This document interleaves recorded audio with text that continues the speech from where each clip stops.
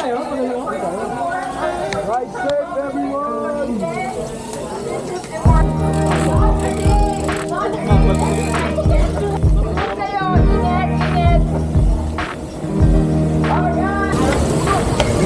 Let's go, Odax 200 Cavite.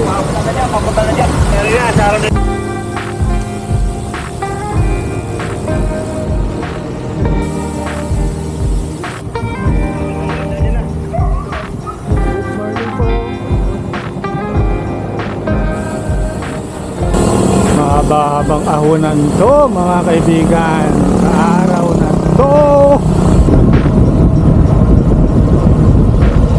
Salukuyan tayong naka 7.80 kilometers na.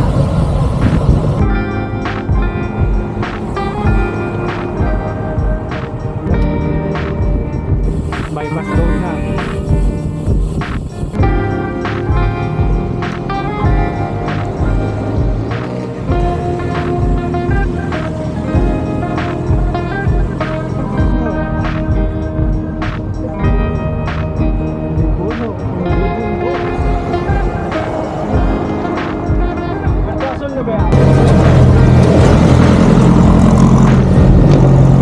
First climb, nagapir na sa ating Garmin Prime Pro. Meron siyang habang 7.8 kilometers, averaging 4%, 1 out of 15. Matarik tong una eh.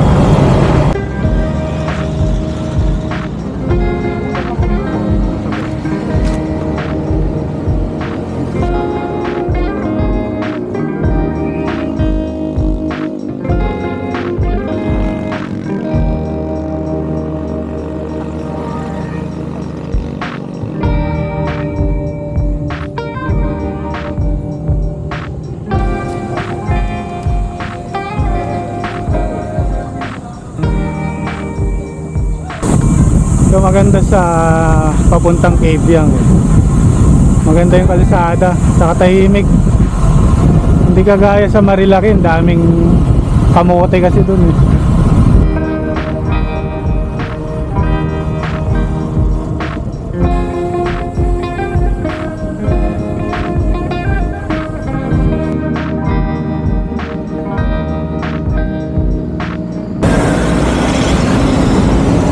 ...32 kilometers, 6:30 AM.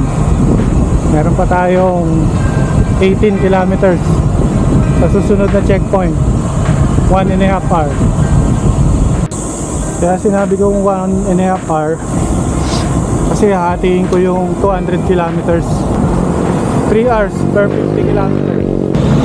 13.5 hours ang cut-off neto eh. So hatiin natin sa 4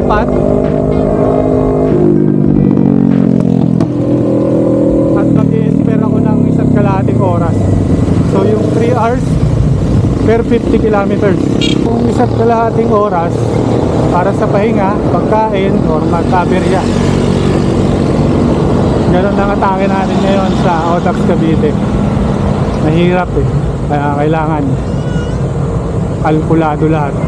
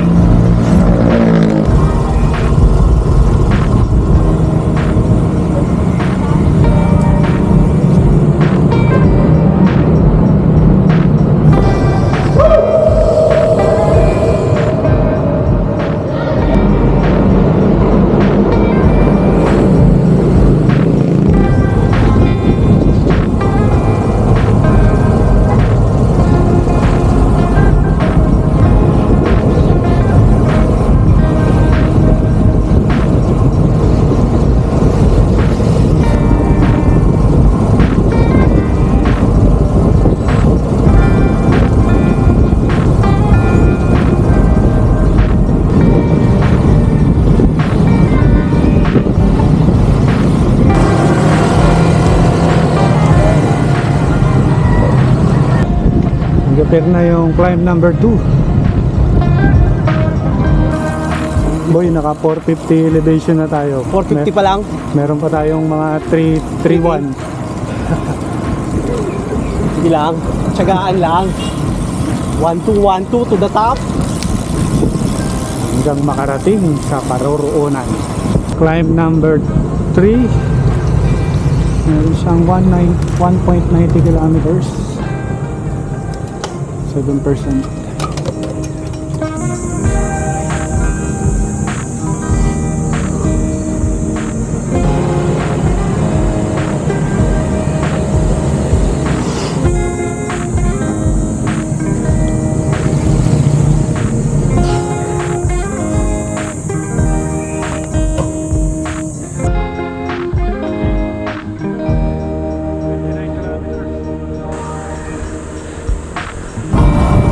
Forty-five kilometers, 7:03 AM.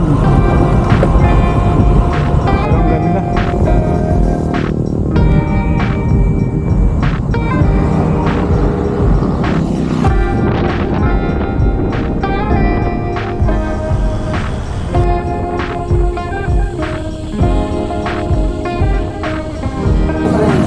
Checkpoint number 1, mga kaibigan.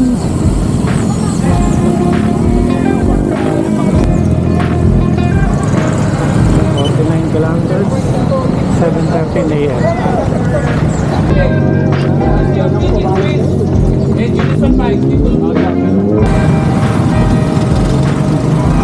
Makanan na tayo dito.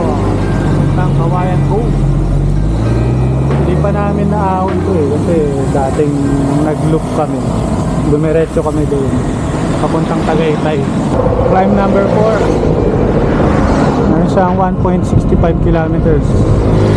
4% ang average grade.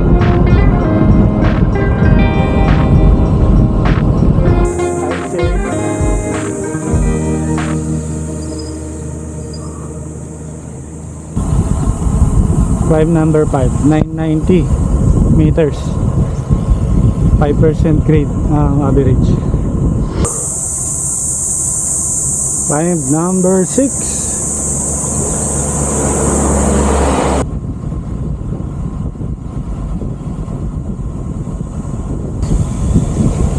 Climb number 7.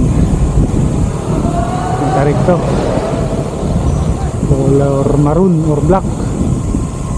9% ang ano? Ang average. 34. 16.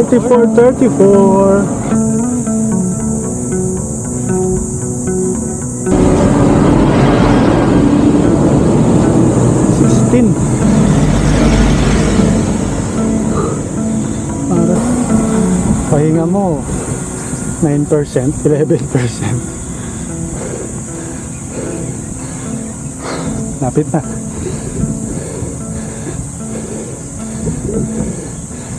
Tayo susuko. 59 kilometers, 7:54 AM.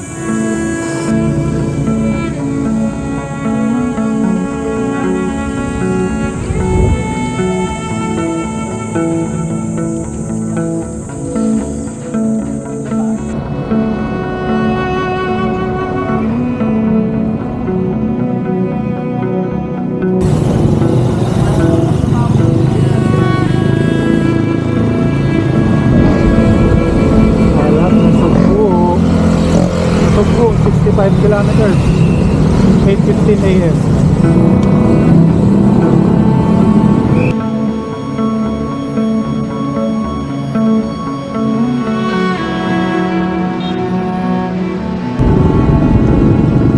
Nakaalis lang sa kinainan namin. 8:42 AM. Nakaka 66 kilometers na tayo. Sinabi ko kay Mrs. Oh. Kung nasa na tayo, sabi ko nasugbo na, magbe-breakfast lang. Nasabi niya sa akin eh, aba, inabot pala yung bike niyo dyan?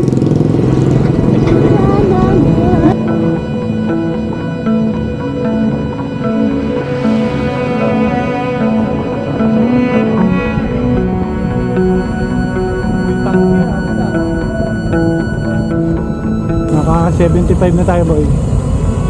Anong take mo? Ano? Yun pa rin. Easy lang sa climb. Easy, pero zone 4. Zone 5 pa. Easy. Tapos pag may downhill, tsaka flat, cover lang.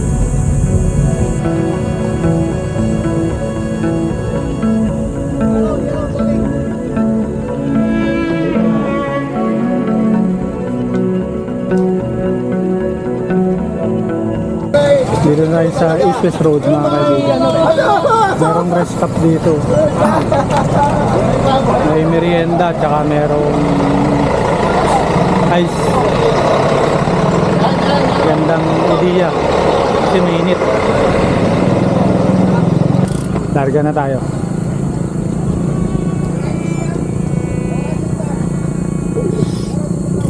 Lumabas na rin yung climb number 8.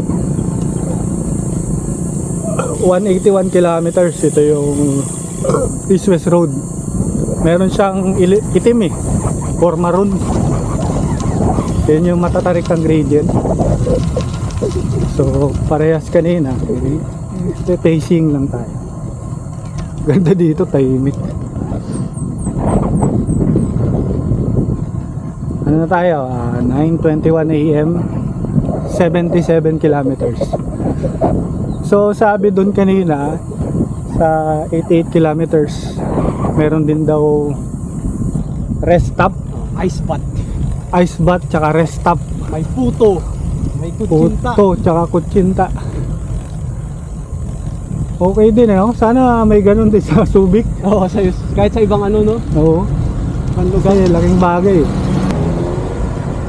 Ito na yung matarik mga kaibigan. Buti malilim. Yun taas doon Hanggang dyan ba tayo? Oo, doon. Doon lang doon.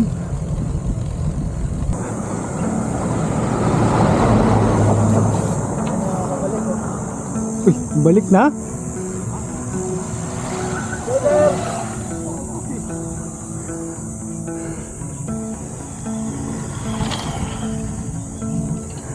Tarik na ito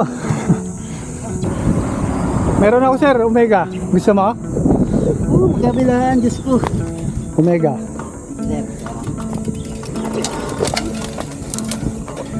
One to lang. Makakarating din yan. Minga na eh.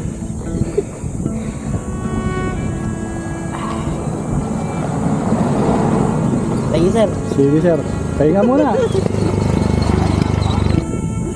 Goods na to. Wag lang yung mga puta. Mga 18, 17 na kababad. Maka dun sa unahan.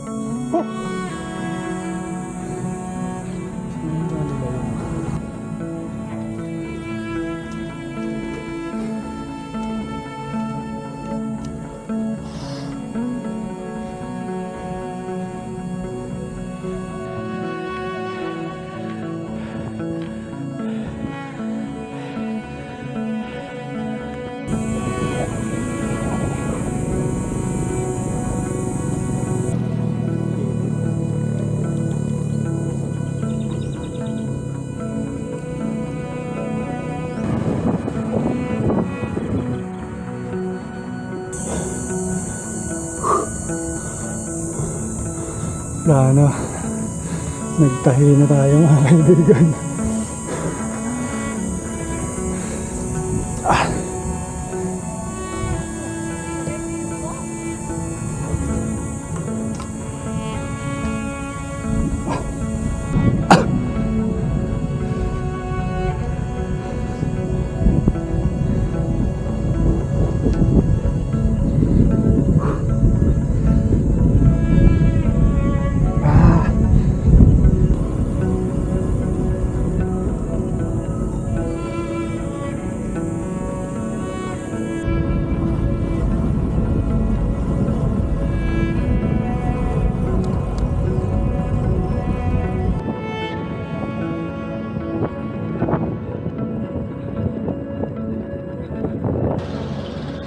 Rest stop, care of EMB Flower Farm.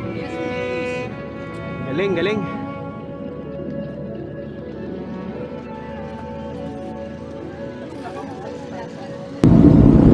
Oh, last 13 kilometers nga ba para sa 100 U-turn. Oras natin 10:09 AM. 100 kilometers 10:52 AM.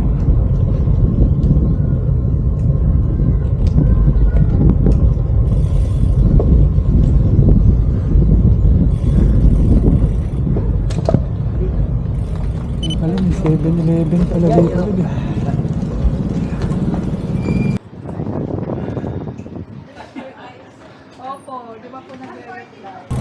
Ito, pabalik na tayo. 11:02 AM. Kahit pa paano, lusong to. 8 kilometers.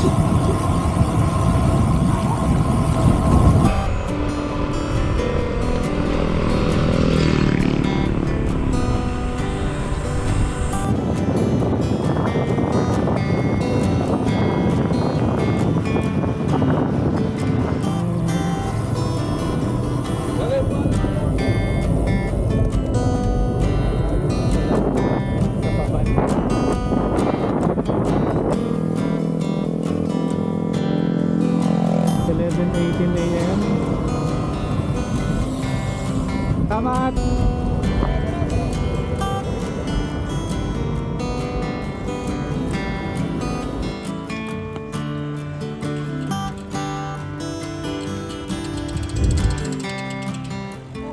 Magbas na lang tayo! Sasagupa na naman tayo sa mga bundok. 112 kilometers, 11:38 AM. 1.7 ang elevation. Time check. Oras natin ay 11:53 AM. 117 kilometers. Ang temperature nagbabagang 42 degrees Celsius, mga kaibigan.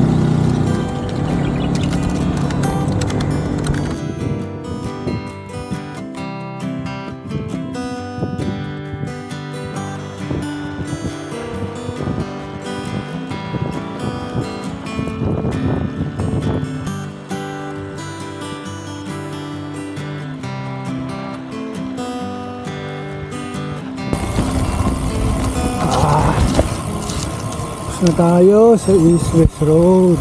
Grabe yun, mga kaibigan.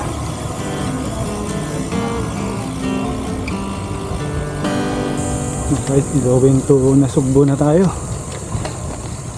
78 kilometers. 122 kilometers. 12:16. Gantong kilometer, 123, nagtutulak na ako sa Victory Peak. Ngayon, surviving pa, no? Dapat magano talaga tayo, gravel bike. Aside sa pang gravel race, pang Odax din. Pag mga ganito. Pag mga ganito, kita mo yung daan dito, biyak-biyak. Paalam natin sa mga bossing natin yan. Po mga kaibigan ng RP. Babalak na sila mga gravel. Baka magamit din natin sa La Union eh. Nagkaumayan na sa RB.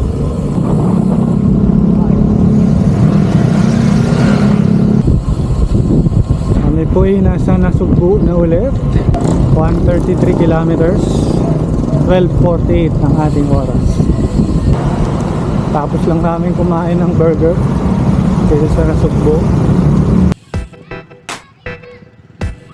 Ligo, ligo!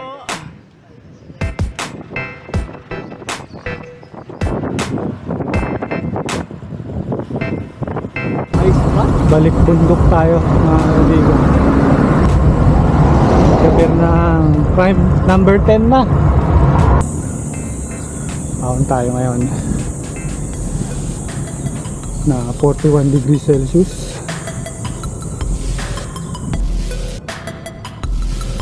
set. So hanggang 30 lang ako. Bye. Ito pa to eh.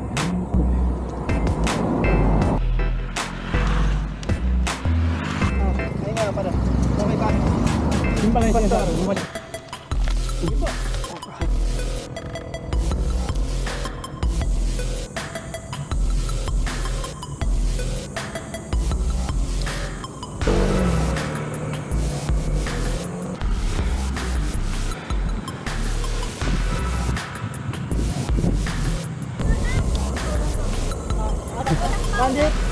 Bandit! Pwede ba sa bandit? Pwede, pero walang masahe. Bandit na. Tubig lang pero walang masahe ha. Oh. Thank you, thank you.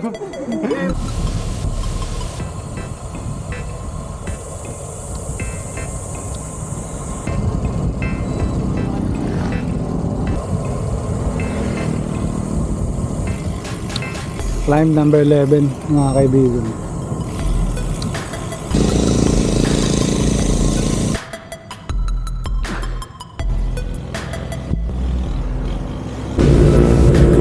Currently at 145 kilometers. Oras natin alas 2. 150 ka na. Tapos 2 elevation.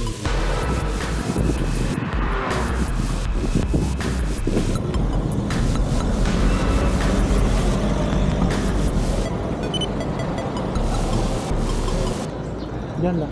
Nice one, brother. Ito yung salt stick. Ha? Salt stick. Wala na, gapang na ako sa ahon. 150 kilometers 2:27 PM. May 4 hours pa tayo. Naka 2-4 elevation na tayo mga kaibigan.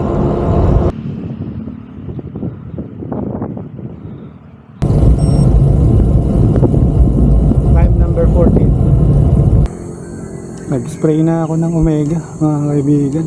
Tumitigas na yung bandang kaliwa ko eh. Baka pag na puwersa tumuloy sa pulikat. Alam Diyo. Survival mode na tayo. Kinausap pala kami nung ano eh. Ronald. Si Sir Ronald. Sino? Galing niya eh. Chini-cheer up niya yung mga participant eh. Yung sa ano? Sa AMB? Oo, AMB Flower Farm. Hindi siya sumali, no? Sabi ko ako yung pang klase ka ako to sir, Odax Cavite. Pang S-tier ka ako to. Ano is yun? Sa lahat ng Odax. Iba ka ako yung service. May ice bath, tapos may mga rest stops. Ano sabi niya? Oh, thank you, thank you. Kasi sabi niya, nung nirikon niya nga daw, iniisip niya nga yung mga kailangan daw. Kasi nung time na nirikon niya, syempre wala pa yung mga yon. Oh. So iniisip niya, ano nga yung Boost. o papaimprove. Tapos sinabi pa niya, wala pa daw 100 boy. Yung. Tayong nakarating dun sa, oo, sa third checkpoint. Hirap to. Hirap kasi rin yung ano. Yung weather. Oo. Sobrang init. Sabi ko nga sa kanya, sir, ngayon pa lang, congrats na kaagad.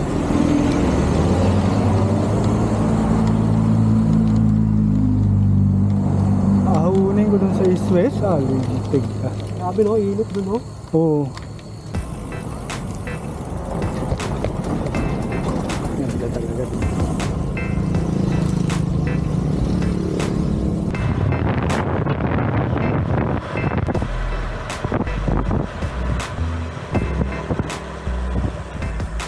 Climb number 15. Nasa 6.82 kilometers. 4% grade.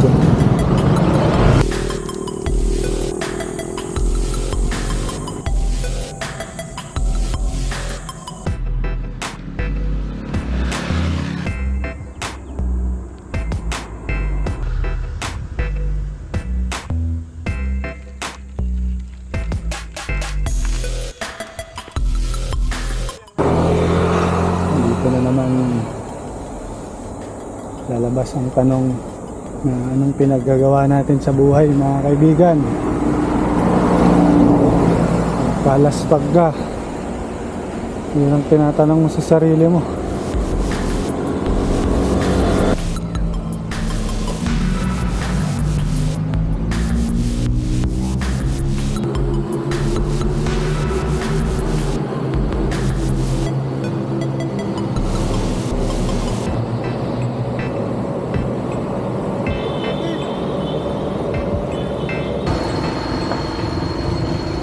Last 2 hours and 45 minutes, 37 kilometers.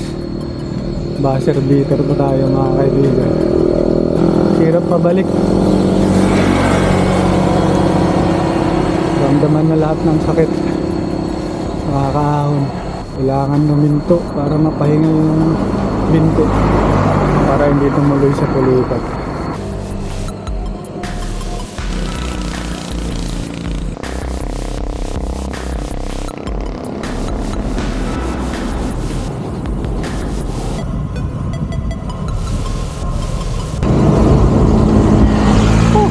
Puerto Azul mga kaibigan.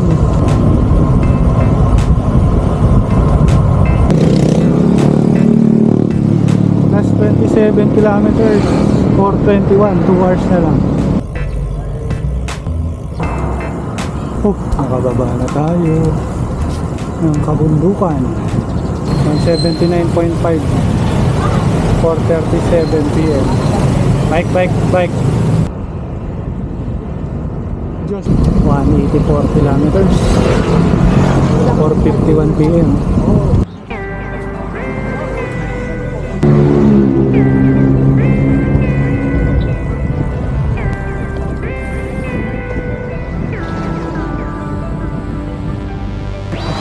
Hindi, lapit na to.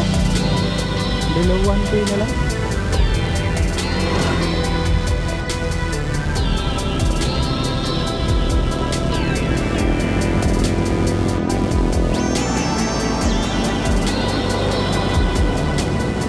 Our official time, 12 hours and 58 minutes.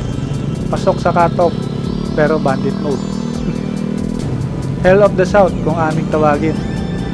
Based sa Audax Randonneur Philippine FB page, Audax Cavite is one of the most brutal 200-kilometer Audax route in the country, with 42% of the 200-kilometer participants did not meet the cutoff time of 13.5 hours.